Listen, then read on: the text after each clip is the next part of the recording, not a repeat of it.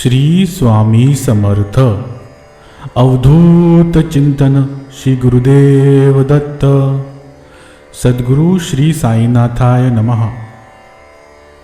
Welcome viewers to Soul Spirituality. Hope all of you are doing good. In the last chapter, that is chapter 4, we discussed the following points. Sai Baba's first advent in Shirdi, mission of the saints, Shirdi a holy tirth, personality of Sai Baba, dictum of Gowe Bua, appearance of Vittal Shri Sagar story, Das Ganu's bath in Prayag, immaculate conception of Sai Baba and his first advent in Shirdi, 3 Vadas. In this chapter, that is chapter 5, we will be covering the following points. Baba's return with Chand Patil's marriage party, addressed as Sai, contact with other saints, his dress and daily routine, the story of the Padukas, wrestling bout with Mohdin and change in life, turning water into oil, the Pseudo Guru Javhar Ali. So let's proceed to chapter 5. But in case you are new to our channel, then please consider subscribing and also click on the bell icon so that you will get notified of all our updates. Also like and share this video with your friends, and also do leave your comments. We wait for your feedback very eagerly. Thank you. Saisatcharitra chapter 5, return with Chand Patil's marriage party. As hinted in the last chapter, I shall now describe first how Sai Baba returned to Shirdi after his disappearance. There lived in Aurangabad district, in a village called Bout, a well-to-do Mohammedan gentleman by name Chand Patil. While he was making a trip to Aurangabad, he lost his mare. For 2 long months, he made a diligent search but could get no trace of the lost mare. After being disappointed, he returned from Aurangabad with the saddle on his back. After travelling about 4 kos and a half, he came on the way to a mango tree, under the foot of which sat a ratna. He had a cap on his head, wore kafni, and had a satka under his armpit, and he was preparing to smoke a chilam or pipe.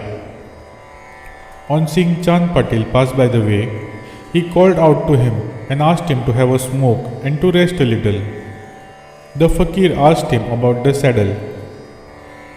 Chand Patil replied that it was of his mare which was lost. The queer fellow or fakir asked him to make a search in the nala close by. He went, and the wonder of wonders, he found out the mare. He thought that this fakir was not an ordinary man but an awaliya, a great saint. He returned to the fakir with the mare. The chillam was ready to be smoked, but 2 things were wanting. First, fire to light the pipe, and second, water to wet the chapi, a piece of cloth through which smoke is drawn up. The fakir took his prong and thrust it forcibly into the ground, and out came a live burning coal, which he put on the pipe. Then he dashed the satka on the ground, from whence water began to ooze. The chapi was wetted with that water, was then wrung out and wrapped round the pipe. Thus everything being complete, the fakir smoked the chillam and then gave it also to Chand Patil. On seeing all this, Chand Patil was wonderstruck. He requested the fakir to come to his home and accept his hospitality. Next day, he went to the Patil's house and stayed there for some time. The Patil was a village officer of Bout.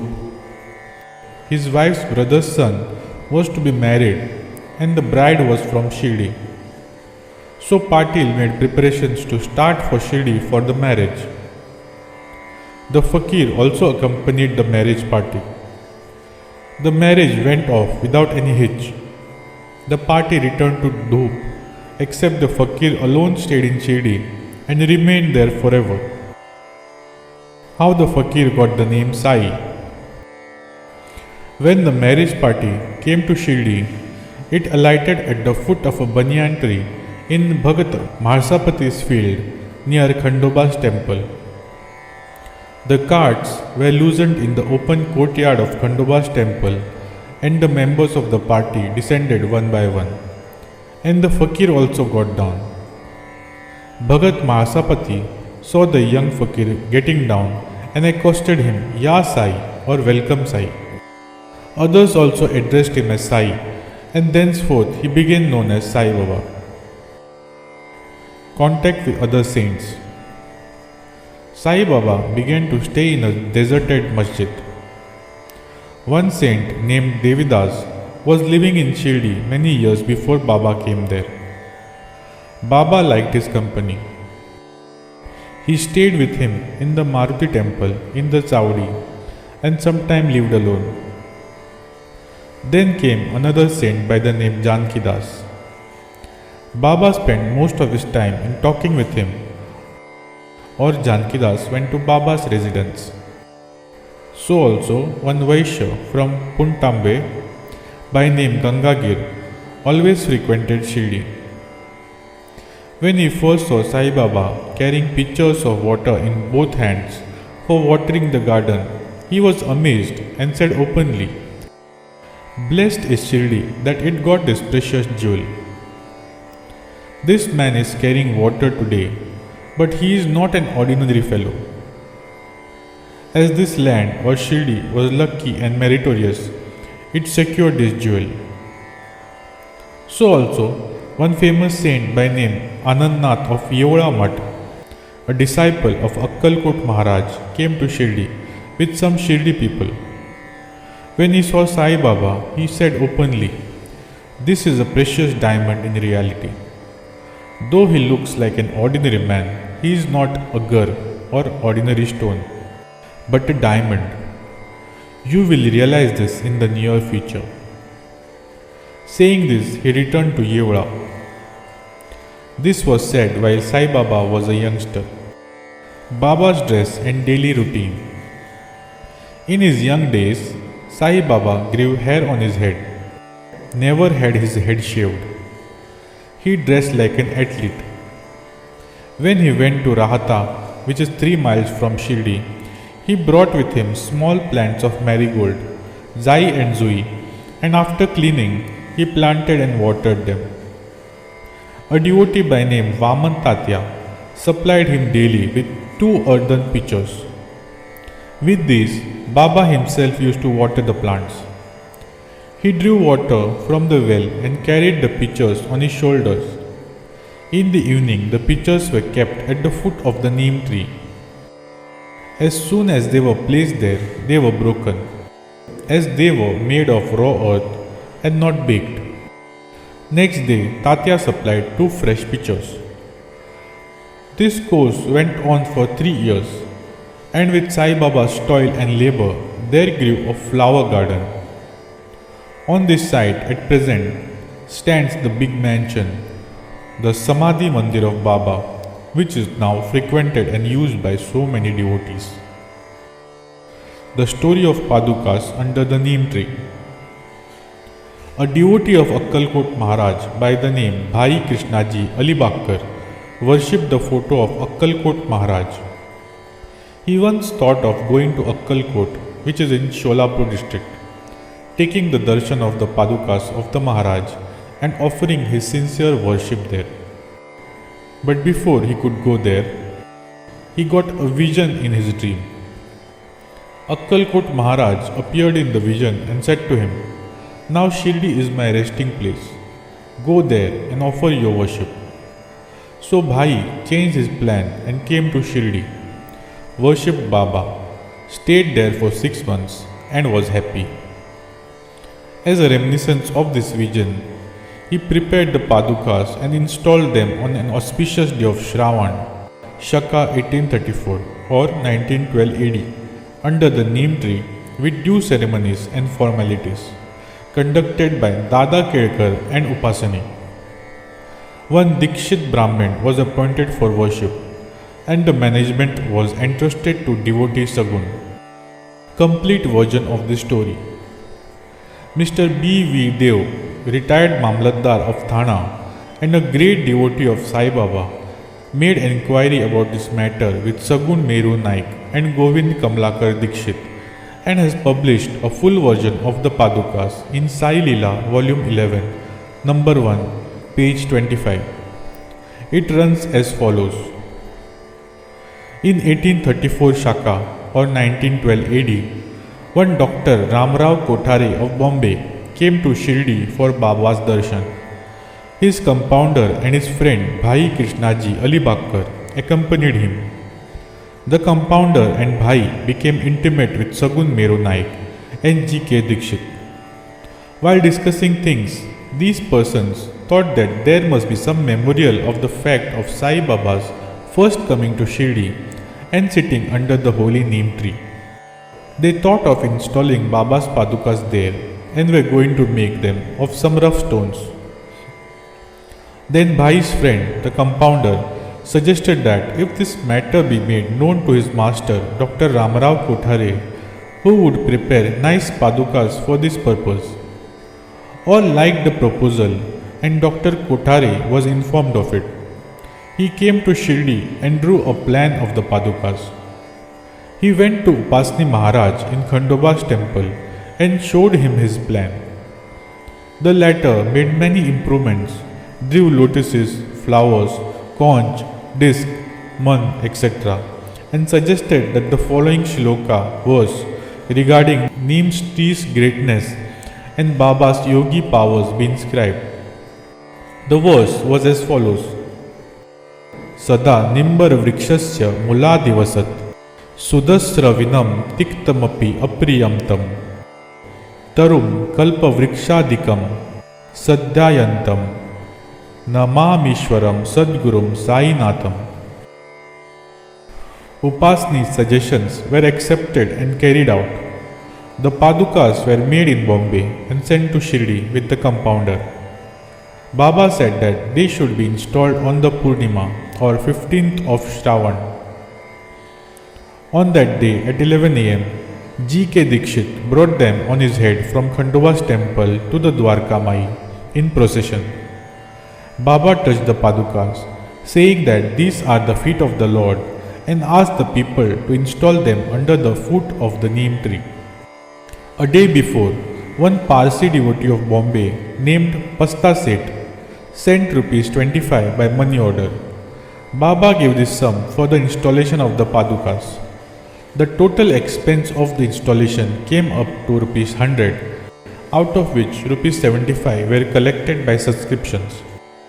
For the first 5 years, G.K. Dikshit worshipped the Padukas daily, and then this was done by Lakshman Kacheswar Zakdi.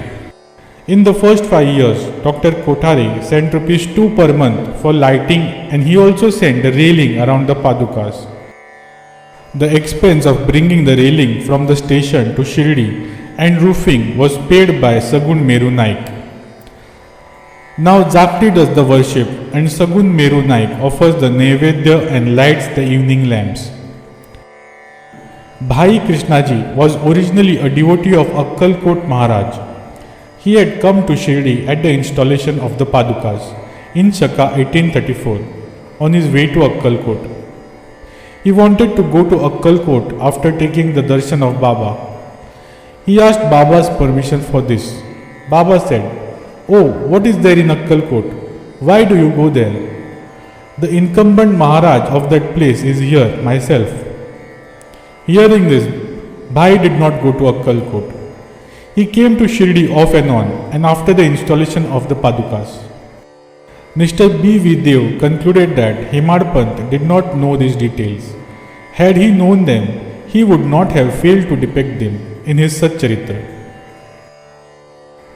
Resting bout with Mohdin Tamboli and change in life. To return to the other stories of Baba, there was a wrestler in Shirdi by name Mohdin Tamboli. Baba and he did not agree on some items, and both had a fight. In this, Baba was defeated. Thenceforth, Baba changed his dress and mode of living. He donned a kafni, wore a langot, and covered his head with a piece of cloth. He took a piece of sackcloth for his seat, sackcloth for his bed, and was content with wearing torn and worn out rags. He always said that poverty is better than kingship, far better than lordship. The Lord is always brother of the poor. Gangagir was also fond of wrestling. While he was once wrestling, a similar feeling of dispassion came over him, and at the proper time he heard the voice of an adept saying that he should wear out his body, playing with God. So he too gave up samsara and turned towards God realization. He established a mutt or a spiritual residence on the banks of the river Puntambe and lived there with his disciples. Sai Baba did not mix and speak with the people. He only gave answers when he was questioned. By day, he always sat under the neem tree, sometimes under the shade of a branch of a babul tree near the stream at the outskirts of the village. In the afternoon, he used to walk at random and go at times to Nimgaon. There, he frequented the house of Bala Saheb Dengai. Baba loved Mr. Bala Saheb. His younger brother, named Nana Saheb, had no son, though he married a second wife. Bala Saheb sent Nana Saheb for taking darshan of Sai Baba, and after some time, with his grace, Nana Saheb got a son. From that time onwards, people began to come in numbers to see Sai Baba, and his fame began to spread and reached Ahmednagar. From thence, Nana Saheb Chandorkar and Keshav Chidambar and many others began to come to Shirdi. Baba was surrounded by his devotees during day and slept at night in an old and dilapidated masjid. Baba's paraphernalia at this time consisted of a chillam, tobacco, a tamril, long flowing kafni, a piece of cloth round his head, and a satka, which he always kept with him. The piece of white cloth on the head was twisted like matted hair and flowed down from the left ear on the back. This was not washed for weeks. He wore no shoes, no sandals. A piece of sackcloth was his seat for most of the day. He wore a kupin or a waistcloth band, and for warding off cold, he always sat in the front of a dhuni or a sacred fire, facing south with his left hand resting on the wooden railing.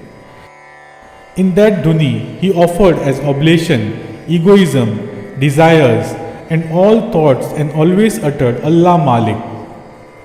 The masjid in which he sat was only of 2-room dimensions, where all devotees came and saw him. After 1912, there was a change. The old masjid was repaired and a pavement was constructed. Before Baba came to live in the masjid, he lived for a long time in a place Takia, where with gungur or small bells on his legs, Baba danced beautifully, sang with tender love. Turning water into oil. Sai Baba was very fond of lights. He used to borrow oil from the shopkeepers and keep lamps burning the whole night in the masjid and temple. This went on for some time. The Baniyas who supplied oil once met together and decided not to give him oil. When, as usual, Baba went to ask for oil, they all gave him a distinct no. Unperturbed, Baba returned to the masjid and kept the dry wicks in the lamps. The Baniyas were watching him with curiosity. Baba took the tamril, which contained a very little of oil, put water into it and drank it and forced it fall in the container. After consecrating the tin pot in this way, he again took water in the tin pot and filled all the lamps with it and lighted them.